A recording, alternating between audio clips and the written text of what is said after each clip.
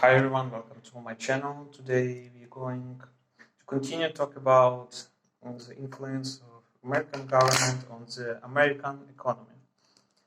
By early 1990s, Congress has created more than 100 federal regulatory agencies in fields of ranging from trade to communications, from nuclear energy to product safety, and from medicines to employment opportunity. Among the newer ones are the Federal Aviation Administration, which was established in the 1966 and enforces safety rules government airlines, and the National Highway Traffic Safety Administration, NHTSA, which was created in 1971 and oversees automobile and driver safety. Both are part of the Federal Department of Transportation. Many regulation agencies are structured so as to be insulated from the president and, in theory, from political pressures. They are run by independent boards, whose members are appointed by the president and must be confirmed by the Senate. By law, these boards must include commissioners from both political parties, who serve for fixed terms, usually of 5 to 7 years. Each agency has a staff of more than 1,000 persons. Congress appropriates funds to the agencies and oversees their operations. In some ways, regulatory agencies work like courts. They hold hearings that resemble court trials, and their rulings are subject to review by federal courts. Despite the official independence of regulatory agencies, members of Congress often seek to influence commissioners on behalf of their constituents.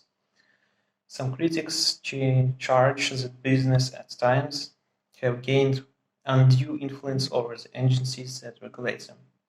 Agency officials often acquire an intimate knowledge of the business they regulate, and many are offered high-paying jobs in those industries once their tenure as regulation ends.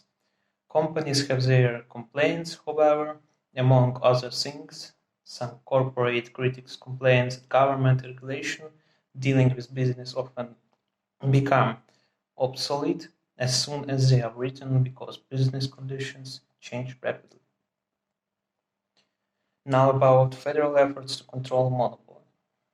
Monopolies were among the first business entities for US government, attempted to regulate in the public interest. Consolidation of smaller companies into bigger ones enabled some very large corporations to escape market discipline by fixing price or undercutting competitions. Reformers argued that these practices unlimitedly saddled consumers with higher prices or restricted choices. The Sherman passed in 1990 declared that no person or business could monopolize trade or could combine or conspire with someone else to restrict trade. In the early 90s, the government used the act to break up John D. Rockefeller, Standard Oil Company, and several other large firms that is said had abused their economic power. In 1914, Congress passed two more laws designed to bolster the Sherman Antitrust Act, the Clayton Antitrust Act and the Federal Trade Commission Act. The Clayton Antitrust Act defined more clearly what constitutes illegal restraint of trade. The act outlawed price discrimination that gave certain buyers an advantage over others, forbade agreements in which manufacturers sell only to dealers who agree not to sell a rival manufacturer's products, and forbid some types of mergers and other acts that should decrease competitions. The Federal Trade Commission Act established a government commission aimed at preventing unfair and anti-competitive business practices. Critics believe that even these new anti-monopoly tools were not fully effective.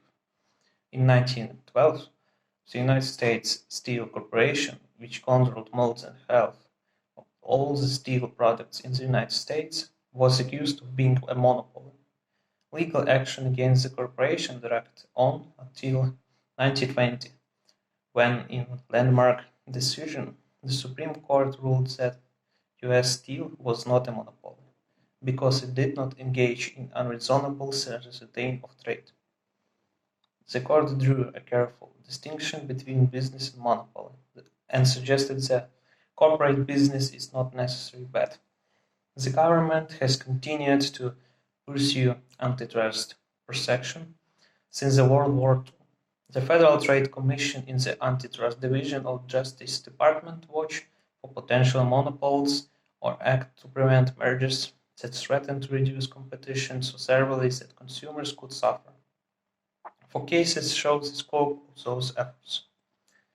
In 1945, in a case involving the Aluminium Company of America, a federal appeals court considered how large market share a firm could hold before it should be scrutinized for monopolistic practices. The court settled on 90%, noting it is doubtful whether 60 or 65% would be enough, and certainly 33% is not.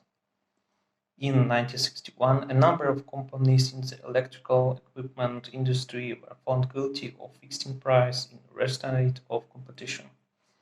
The companies agreed to pay expensive damage to consumers, and some corporate executives went to prison. In 1963, the U.S. Supreme Court held that a combination of firms with large market shares could be presumed to be anti-competitive. The case involved Philadelphia National Bank. The court ruled that if a merger would cause a company to control an undue share of a market, and if there was no evidence the merger would not be harmful, then the merger could not take the place. In 1997, a federal court concluded that even though retailing is generally unconsented, certain retailers, such as office supply, superstores compete in distinct economic markets. In those markets, merger of two substantial firms would be anti-competitive, the court said. The case involved a home supply company, Staples, and a building supply company, Home Depot. The planned merger was dropped. This example demonstrates it's not always easy to define when a violation of antitrust laws occurs. Interpretation of laws have varied, and analysts often disagree in guessing whether companies have gained so much power that they can interfere with the working of the market. What's more, conditions change corporate arrangements that appear to pose antitrust threats in one area may appear less threatening in another. Concerns about the enormous power of Standard Oil monopoly in the early 90s, for instance, led to breakup of Rockefeller petroleum empire into numerous companies, including the companies that became the Exxon and Mobil petroleum companies. But in the late 1990s, when Exxon and Mobil announced that they planned to merge, there was hardly a whimper of public concern, although the government required some concessions before approving the combination. Gas prices were low, and other powerful oil companies seemed strong enough to ensure competition. So that was about federal efforts to control monopoly. Thanks everybody for watching. Hit the subscribe and notification button, also like button.